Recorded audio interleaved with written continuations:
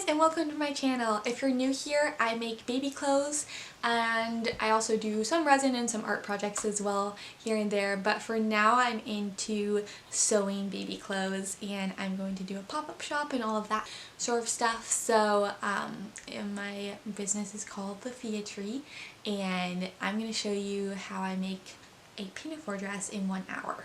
Unfortunately, it was over it was over 2 days, and so I have 2 different outfits and there's different lighting, but that's because I have a baby and so she takes a lot of time and I want to take care of her well. So in between feeding and changing and loving on her and making sure she has her naps, 1 hour can span into 4 different hours, and I just have to take little pockets of time to sew in between loving on her. This is the finished product that you'll see me make today. It has a white liner and it has brown leaves and glitter throughout. Okay, so I have my pattern pieces for the Positano baby from Little Lizard King, and I am going to cut out the pieces now. I have this nice fall kind of golden fabric that we're going to be using. I have about 1 yard of it, so we'll see how far it lasts. So people use weights sometimes. I just use my other hand to hold it down. So this was folded at the fold line, so it'll open like this for the front. It says cut 1 on the fold, so I just cut 1 there. This one says cut 2 for the open backed tunic. So I'm actually just going to have it on the fold again and then cut down that line to make 2 separate pieces. My intent with this video is to foster creativity, to do something with your hands while you watch this video of me working with my hands, so that you kind of feel like you're not alone working on your creative hobby.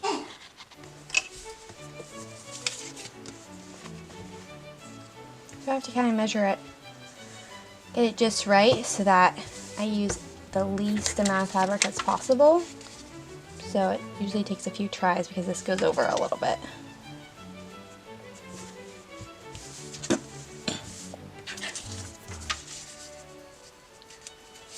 Just going to fold up that fabric for a later use.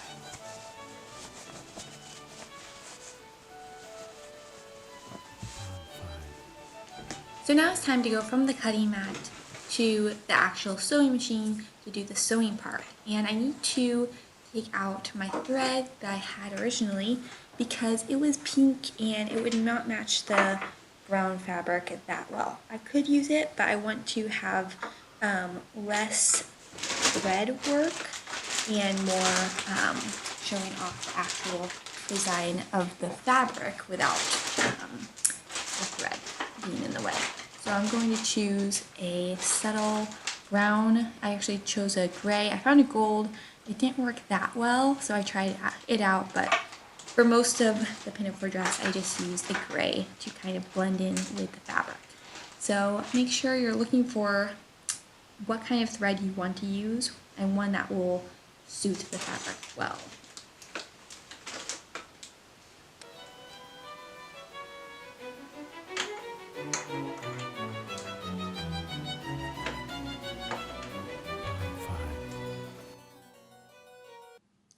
So now it's time to actually start sewing. So the pattern cutting out, it all took about 10 minutes.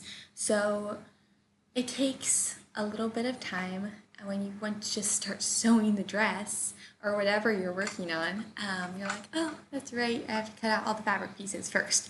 So that usually takes a bit of time and it's not my favorite part. But once I get to start sewing, that's my favorite part, and it takes longer, but it's so rewarding just to see the stitches and the fabric come together and to see the seams happening.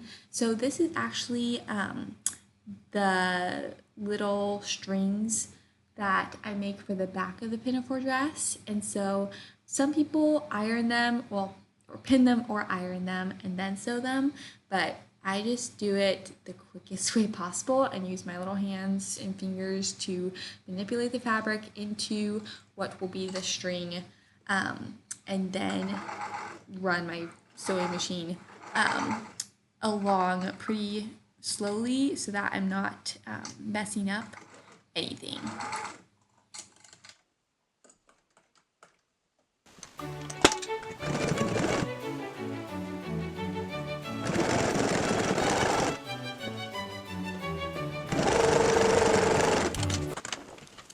So after I cut the thread, I take a deep breath and get my little video going that I like to watch while I'm continue to sew. And I'm sewing the top right now. Actually, I'm sewing the bottom of the skirt. And sometimes I like to start on the top, sometimes I like to start on the bottom. This time I just decided to start with the skirt because that is way easier with all the seams, straight seams, rather than the top's a lot of curves, and so I have to stop my machine and churn it and do a bunch of little extra things. So since the skirt's pretty straight, it's easy for me to watch a video at the same time while I'm working on the seams, and I really enjoy that. This is another pop-up shop vlog that I like to watch. Her name's Monica, and she makes really great content. She makes pouches, she sews them, and she makes candles. So I've never been into candle making, but I enjoy the pouch part because I understand that with my sewing and how she takes breaks and she talks and also then works on her projects. So I've really enjoyed her videos.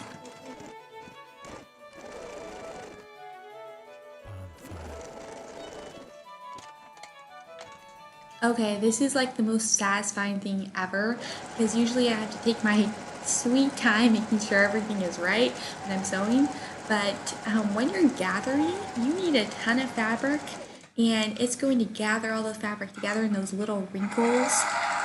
You'll see what I mean in a minute, but it's so satisfying just to make this one long line of thread, and you're using a pretty high tension to make, well, people do gathering different ways. I use a higher tension, and it's going to help my thread make the gathers kind of organically.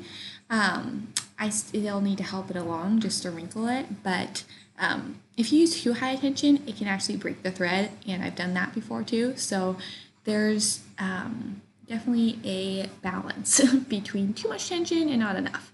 So I'm just running my, holding the thread with my right hand and then gathering it into bunches with my left, and I'm going from one side to the other. So I'm going on the right side to the middle, and then I start on the left side and do the same thing. I hold the thread with my left hand and I gather in bunches with my right hand toward the middle. And that's going to make those wrinkles, which you'll see in a second.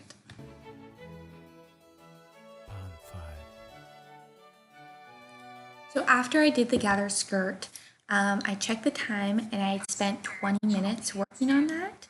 So now I switched to the top and I'm timing it still just to see how long the top will take. So right now I'm up to half an hour because I did 10 minutes the pattern cutting out and then 20 minutes for the skirt. So I'm taking a little bit of a breather and having her interact with me while I sew, because often she's just on the ground looking up at me, which is super sweet, but I want to play with her and be with her, and so sometimes it's just fun for me to pick her up and have her watch me and be in close proximity with the sewing machine and what I'm doing. And I'm just really careful with her too, because I know there's a sharp needle and I don't want her reaching out and having it stab her. So if she's reaching out, I just make sure she's far enough away that she won't poke herself with the needle or she won't rip the fabric out from where I need it to be. So I'm holding her with one arm, and it makes sewing a little bit challenging, but I'm sure there's sewers out there who just have one arm, and so I'm doing that and it's working out fine because I'm able to interact with her at the same time, which I love.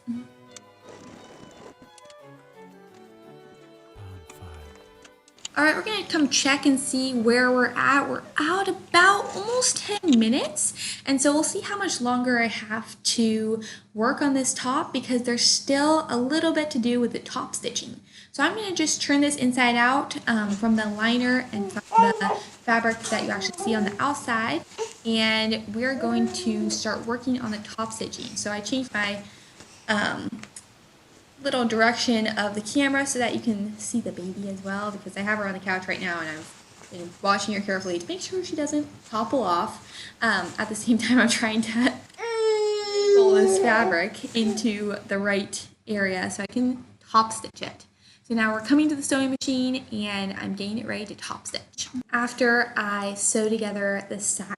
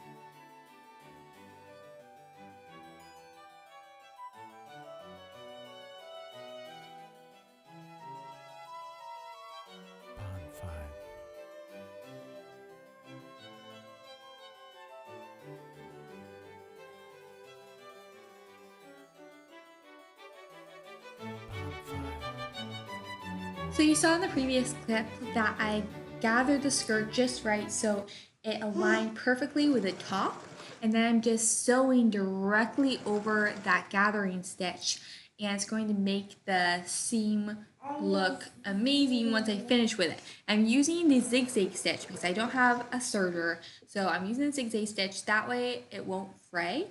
And so it's gonna look a little weird once I finish it, but I'm going to top stitch it as well so it looks better. And then also while I'm gathering the skirt and sewing, I figured might as well sew with my baby. So she's behind me, you see her little head, and I'm just having fun because this is the easy part, so I feel like I can do it with her while I'm watching her. She's just on the ground, so I want to include her as much as possible. Even though she's only 4 months, it's still fun to do it.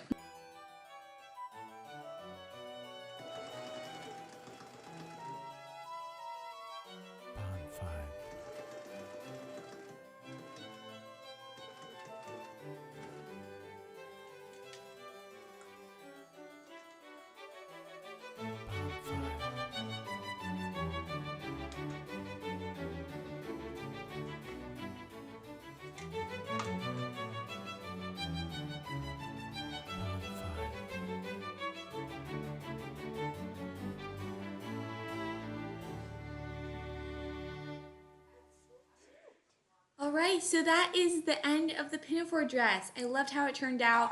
It took about 50 minutes, so 10 minutes for cutting the pattern, 20 minutes for the bottom, and 20 minutes for the top and the little strings. Thank you so much for watching the Fia Tree. If you like this video, please hit the like button and subscribe so you don't miss out on future videos about my baby clothes and the coming pop-up shops and all of that. And how I'm going to do that with my baby, I'm still not sure.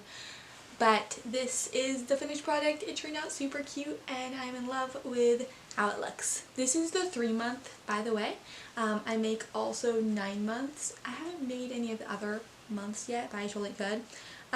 This actually behind here is a 9-month, so I did knit fabric and it's a lot bigger, but and I did buttons, so it's quite a bit different. This was the more of the tunic style and woven fabric in the 3 months. So you can make it a ton of different ways. This was the little Lizard King pattern. You can go find it. It's called the Positano pattern on their website, and I would link it if I could, but I still don't know how to do that yet. So I would go search it up if you're interested. Anyway, thanks for watching, and I'm now going to cut all of the many threads that are on this lovely tunic off.